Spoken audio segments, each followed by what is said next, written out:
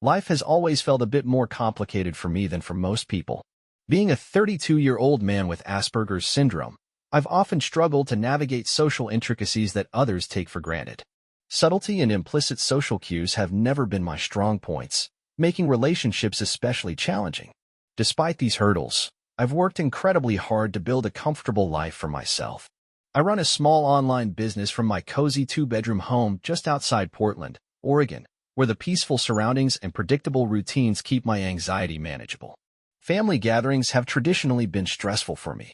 The noise, the chaotic energy, and the unspoken expectations have always overwhelmed me, but I've found ways to cope by setting clear boundaries. My older brother Jason has generally been supportive. Growing up, he always tried to understand and accommodate my quirks and preferences. However, our relationship shifted dramatically when he married Laura. From the moment Laura joined our family, her personality clashed starkly with mine. Outspoken, opinionated, and fiercely confident, she made no effort to hide her impatience or disdain for people who didn't align with her perspective. Unfortunately, this included me. Laura often made subtle jabs about my sensitivity, trivialized my condition, or insinuated that I was merely seeking attention. Over time, these subtle jabs escalated into more direct confrontations, usually in private, away from the ears of others who might intervene. Jason, blinded by love, brushed off my concerns, insisting Laura was misunderstood. He argued that her straightforward nature was simply misinterpreted. I wanted to believe him. I genuinely tried to extend understanding and patience toward Laura. After all, family is family, right? But it became clear her hostility towards me wasn't accidental. My anxiety soared, and eventually, I decided to limit my interactions with Laura, even if it meant less time with Jason. Everything came to a head during the last Thanksgiving dinner at my house. Hosting was a major step outside my comfort zone, but it was important to me. I meticulously planned every detail, from seating arrangements designed to keep interactions smooth, to calming music playlists to ease my nerves. When Laura and Jason arrived, tension filled the room immediately. Laura's eyes scanned my carefully curated space with barely concealed contempt. As the evening progressed, I focused on serving dinner, trying to maintain a calm exterior despite feeling my internal anxiety meter tick higher each second. I was carefully plating the side dishes when Laura approached me, her voice dripping with a thinly veiled provocation as she said, "It's impressive how you always find new ways to make yourself the center of attention. Must be exhausting playing the victim card all the time." Her words struck me hard, but I managed to remain composed, reminding myself that I didn't want to ruin the evening for everyone else. Unfortunately, Laura seemed determined to escalate matters further. Throughout the dinner, she persistently undermined my contributions, criticizing the food, decor, and even my home's atmosphere loudly enough for all to hear. Each jab felt like a deliberate effort to push me over the edge. Finally, Laura went too far. As I was explaining how I'd carefully selected dishes suitable for everyone's dietary preferences, she abruptly stood and began rearranging everything I'd placed meticulously on the table. Plates and utensils clattered loudly as she audaciously declared that my setup was inconvenient and ridiculous. The blatant disrespect shattered my composure entirely. Before I could react, my best friend Sarah, who had been quietly supportive throughout the evening, intervened decisively. Sarah, understanding the depths of my distress, firmly but respectfully confronted Laura, asking her to stop and reminding her that it was my home, my rules. Laura responded with heated indignation, accusing Sarah, and by extension, me, of causing unnecessary drama. Feeling emboldened by Sarah's defense and utterly exhausted by the constant tension, I stood up, my voice trembling but resolute. I told Laura unequivocally that she was no longer welcome in my home. The room went silent, stunned by my uncharacteristic assertiveness. Jason, clearly conflicted, tried to defuse the situation, but it was too late. The damage was done. The aftermath was tense and awkward. Jason and Laura left shortly after my declaration, leaving the remaining family members unsure of how to proceed.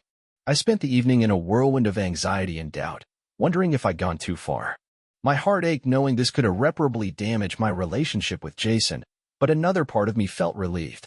I'd finally set a boundary, protecting myself in a way I'd never managed before. Reflecting on Laura's behavior later, I couldn't help but feel frustrated and confused. Why would someone deliberately hurt and provoke another, especially family? Was it jealousy, insecurity, or just plain cruelty? I may never fully understand her motivations, but one thing is certain: I deserve respect and kindness in my own home. I refused to apologize for setting boundaries to safeguard my mental health and dignity. Honestly, I think our society too often pressures us into accepting toxic behaviors just because someone is family. It's a harmful narrative, forcing people to endure emotional abuse under the guise of keeping the peace. If you're experiencing something similar, don't hesitate to set boundaries. Your mental health matters more than societal expectations or familial obligations. Growing up, I had always thought of myself as patient. You kind of have to be when you're 19, female, and living with chronic migraines. I learned early to manage expectations, navigate through pain, and assert myself just enough to survive, but never so much as to rock the boat. Being raised by a mother whose sense of boundaries was, to put it mildly, non-existent, taught me resilience. But there comes a breaking point, even for someone as patient as me. My mother wasn't cruel, exactly, but she had this way of believing her intentions justified every invasion of privacy. She wanted to know everything, to control every aspect of my life, from my friendships to my wardrobe to even my medical treatments. I spent years excusing it, thinking she was just overly protective. But deep down, I knew it wasn't normal. When I got accepted to college in another state, it was like finally catching a breath after being underwater too long. College was freedom, or at least, it should have been. I chose a university known for its nurturing, creative community, nestled in a vibrant, walkable neighborhood buzzing with art studios and cozy cafes. It was supposed to be my sanctuary. For the first time, I could manage my health, my studies, and my life on my own terms. But, of course, my mom had other plans. Within weeks, her daily calls became increasingly intrusive. Her suggestions turned into demands disguised as advice. She would appear unannounced at my dorm, claiming surprise visits were cute and motherly. My frustration simmered beneath forced smiles and awkward hugs, until eventually it felt like the walls of my carefully built independence were closing in again. It all boiled over one unseasonably hot October afternoon. I was studying at my favorite cafe, nestled at a corner table beside a window, sipping iced coffee, surrounded by textbooks and notes. My migraines had been flaring lately, so I appreciated the cafe's cool quiet. The steady hum of chatter was just enough background noise to help me focus without overwhelming my sensitive nerves. Suddenly, the peace shattered. I spotted my mother outside, peering into the cafe, scanning tables frantically. A wave of dread washed over me, and I shrunk into my seat, hoping to vanish among the crowd. But I wasn't that lucky. She burst through the door, eyes wide, face flushed with what I knew too well was her version of maternal panic. She stormed straight to my table, drawing stares from every customer along her path. "Why are you ignoring my calls?" she demanded loudly, her voice slicing through the calm of the cafe. I cringed, cheeks flaming as embarrassment and anger surged simultaneously. People around us shifted awkwardly, clearly uncomfortable with the unfolding drama. Before I could answer, she was launching into a tirade, scolding me as if I were still a child, accusing me of recklessness for managing my migraines independently, criticizing my choice of medication, my caffeine intake, even my decision to study here alone. The more she spoke, the tighter the invisible rope of humiliation twisted around my throat. My heart pounded, migraine throbbing at my temples. Each intrusive comment chipped away at my composure, until finally, something inside me snapped. "Mom, this isn't okay." I blurted out, voice trembling but louder than intended. Silence echoed momentarily in the small cafe. Her eyes widened, her mouth frozen mid-sentence. Before she could regain her footing, she took the conflict further, grabbing my purse and rifling through it frantically. "You must be hiding something," she accused, pulling out my medication and waving it around, causing an even bigger spectacle. That's when Kara, my closest friend at college, intervened. Kara was tough, assertive, the exact opposite of my passive nature. She approached confidently, gently but firmly placing a hand on my mother's wrist. "You can't do this," Kara stated calmly yet unequivocally, her voice resonating with authority that silenced even my mother momentarily. "You're violating her boundaries, and this is not okay." My mother recoiled slightly, startled by the unexpected resistance. But her shock quickly turned into indignation. She tried to defend herself, insisting she had every right as a mother to ensure my safety. But Kara wasn't having it. She stood firm, repeating that my mother needed to respect my privacy, respect my adulthood. Seeing Kara's strength emboldened me. Summoning every ounce of courage, I took a deep breath and finally addressed my mother, my voice shaking but resolute. "Mom, I love you, but I can't live like this. You don't trust me to make my own decisions, and you're suffocating me." This has to stop. My mother stared, speechless for once, as the weight of my words sank in. Without another word, she stormed out, leaving a deafening silence in her wake. In the aftermath, anxiety gnawed at me. Would this be the end of our relationship? Had I crossed a line myself by finally speaking up? My stomach churned as I wondered what would come next, the uncertainty heavy on my shoulders. Weeks passed, and though the silence from my mom hurt, I felt lighter, freer. I didn't know if she'd ever understand why I needed that boundary, but I knew I'd done the right thing. Reflecting on her behavior made me realize just how twisted her logic had become. Loving someone doesn't mean controlling them. Her love felt conditional on compliance, and that wasn't fair or healthy. Maybe, someday, she'd see her mistakes and understand how deeply she hurt me. Until then, I'd hold firm, protecting my newfound boundaries fiercely, no matter how hard she pushed. And let me just say, to anyone else facing a situation like this, you deserve better. Boundaries aren't selfish, they're essential. No one has the right to override your autonomy, even if they're family. Check out my upcoming stories where I explore more real-life dramas and how setting clear boundaries is key to reclaiming your life and sanity. Growing up, I was always the black sheep of the family. The one who tripped over their own feet, both figuratively and literally, often becoming the punchline of every family gathering. My siblings sailed smoothly through school, jobs, relationships, always achieving milestones met with fanfare and celebration. Then there was me, quiet, sensitive, and prone to anxiety. My parents didn't understand my introverted nature, and my siblings often overshadowed my small triumphs. It wasn't long before I found solace in alcohol, an escape from the feeling of inadequacy constantly looming over me. At first, alcohol felt like an ally, making social interactions bearable and dulling the edges of my anxiety. But soon, my casual drinking spiraled into something darker. Years passed in a blurry haze, and I lost jobs, friendships, and self-respect. My family watched helplessly, disappointment clear in their eyes. Eventually, at 28, something snapped. I woke up one morning on my bathroom floor, staring at my reflection, unable to recognize myself. I realized that I had hit rock bottom. That day, I resolved to reclaim my life, pouring every ounce of effort into getting sober. Therapy, meetings, and confronting my fears became my daily routine. It was grueling, yet somehow empowering. Slowly, days turned into weeks, weeks into months, and soon, I was nearing my first full year sober. A whole year without alcohol felt surreal yet exhilarating.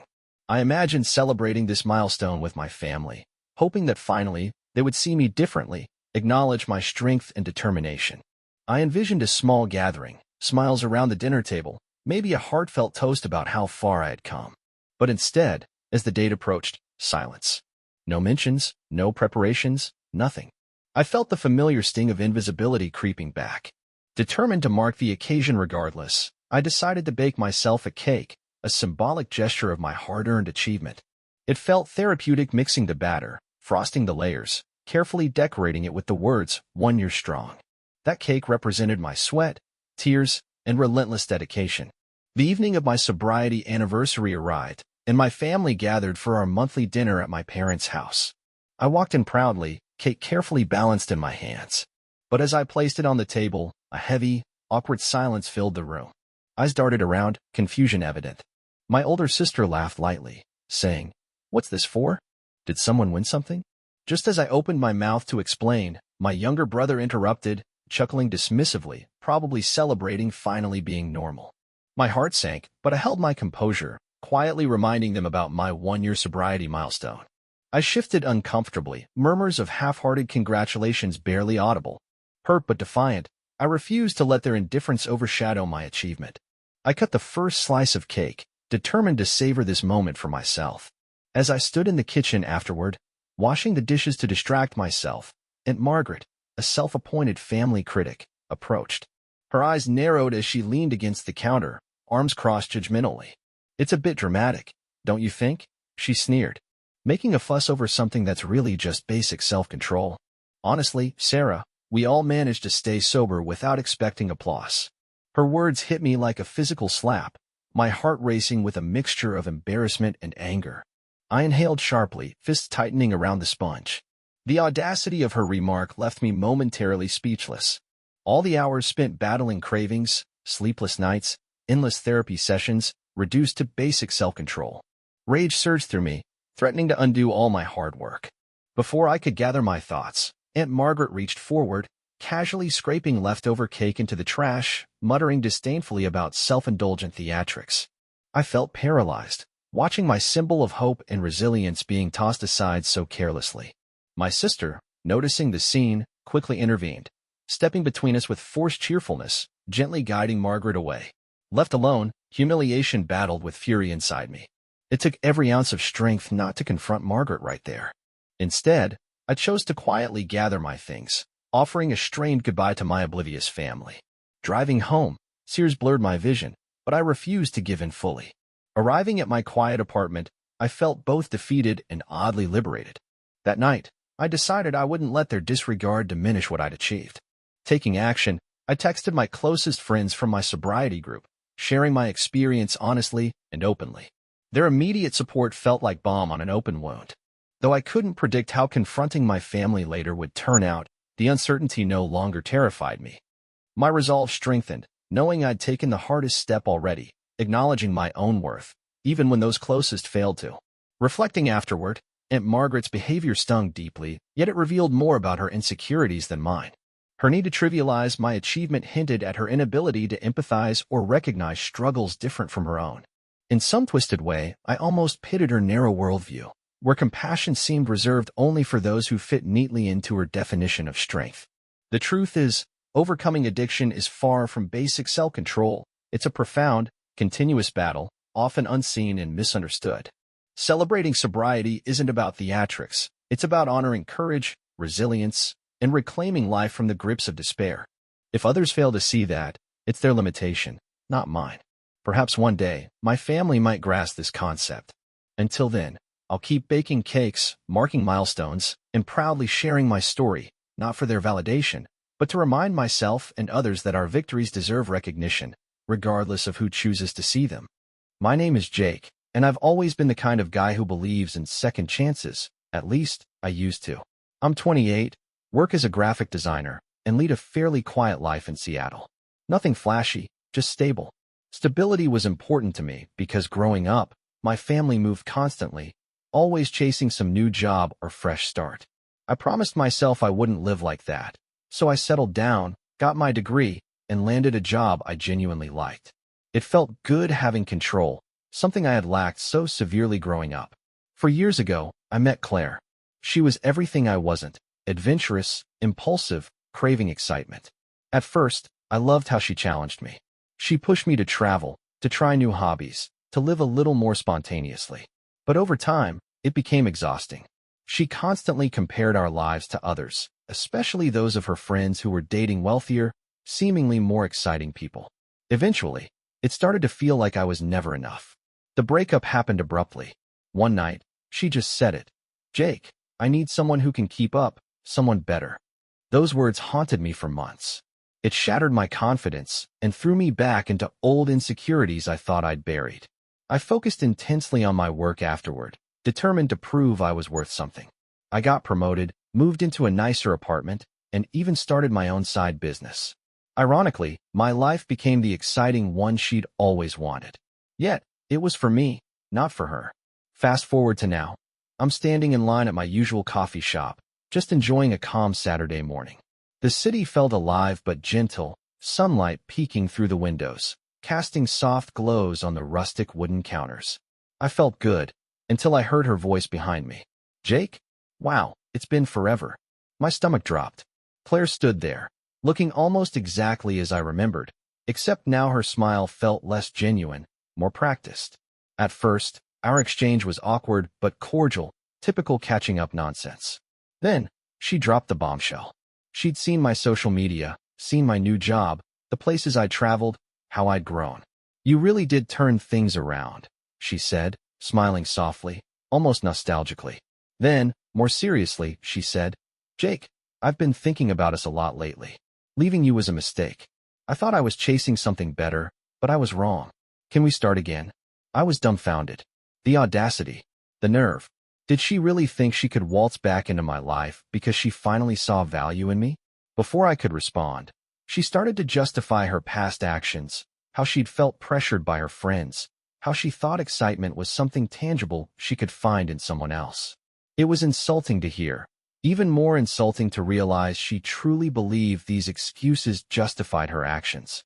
The situation escalated when, sensing my hesitation, Claire became increasingly persistent. "We had something good, Jake," she argued, visibly frustrated by my lack of immediate forgiveness. Her voice rose slightly, drawing curious glances from others around us. She stepped closer, almost aggressively invading my personal space. "Don't be stubborn. You know we belong together." That was when Emma, my best friend who had quietly joined me minutes earlier, stepped in firmly. Emma had always been the grounded, straightforward person in my life. With a calm yet assertive tone, she reminded Claire of how deeply she'd hurt me, how unfair and manipulative her actions had been. Emma articulated everything I felt, but was too flustered to say. Claire looked shocked, even offended. She attempted to argue back, but Emma's steady logic and unwavering support for me quickly dismantled Claire's claims. Finally, I'd had enough. With newfound clarity, I looked directly at Claire and told her I wasn't the fallback option. My life wasn't an adventure she could pick up or drop when convenient. It was mine, something I'd painstakingly rebuilt without her. With Emma's silent encouragement behind me, I turned and left Claire standing speechless in the coffee shop, unsure whether she truly understood or simply couldn't accept my rejection. Walking away, I felt an odd mixture of triumph and lingering bitterness. The uncertainty of whether Claire would finally understand what she'd done, or if she'd remain oblivious, was unsettling. But for the first time in a long while, I felt genuinely free. Reflecting later, Claire's behavior still baffled me. Her entitlement, her belief that she deserved another chance after discarding me like I was disposable, it spoke volumes about her character. People like her, who only value others when they become successful, who chase superficial excitement rather than genuine connection, never truly learn. It frustrated me, yet I felt proud I'd stood up for myself, refusing to be someone's second choice. Honestly, the ethics of Claire's mindset infuriated me. How can someone justify discarding another person just because they aren't instantly meeting some arbitrary standard of excitement or success? Relationships aren't transactions or competitions. They're about mutual respect, genuine affection, and being there through growth, struggles, and victories alike. Claire had treated our relationship like a status symbol, a stepping stone towards some imagined better life. That's fundamentally unethical, selfish, and hurtful. If you find yourself resonating with my story, know your worth. Never let anyone convince you that you're not enough because they're chasing some hollow ideal. You're more than someone's backup plan, more than their fleeting fancy.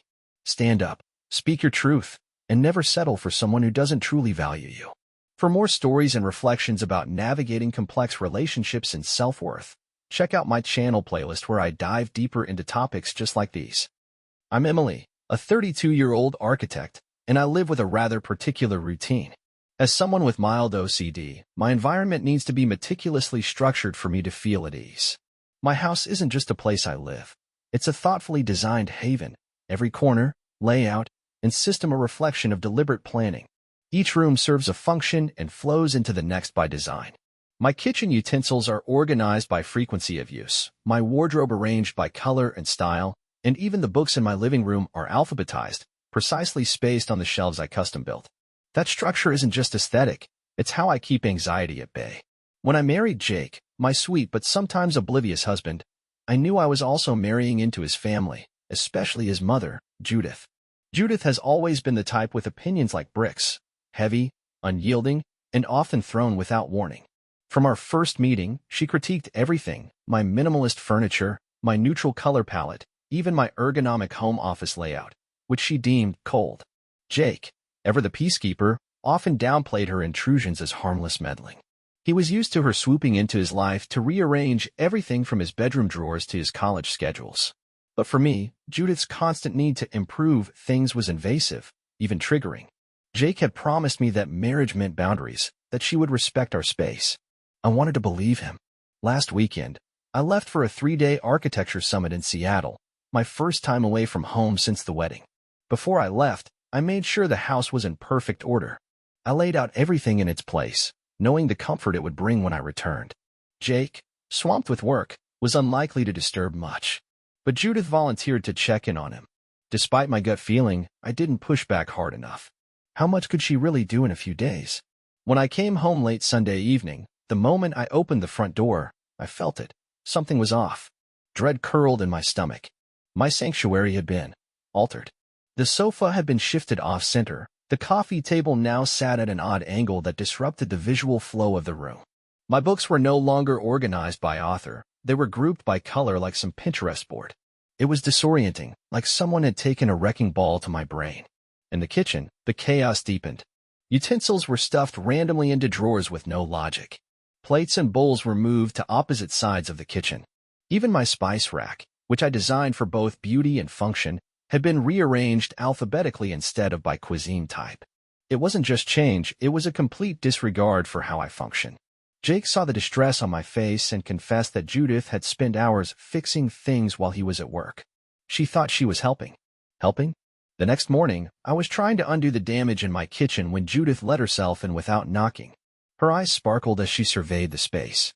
"Oh, Emily, isn't it so much better now?" she chirped. "It just flows so much more practically." I clenched my jaw. "Judith, it wasn't impractical, it was intentional. Everything had a reason." She chuckled dismissively. "Don't be so sensitive, dear. You architects always overthink things." Her words struck deeper than she realized. My profession is built on designing spaces that work for the people who live in them. She had reduced my life's work to mere decoration, and worse, violated the very space I designed to support my mental well-being. I tried to remain calm. "This is my home. You can't just change everything because you feel like it." Her smile faded, replaced by a defensive frown. "I did you a favor. You'd be less stressed if you just relaxed a bit."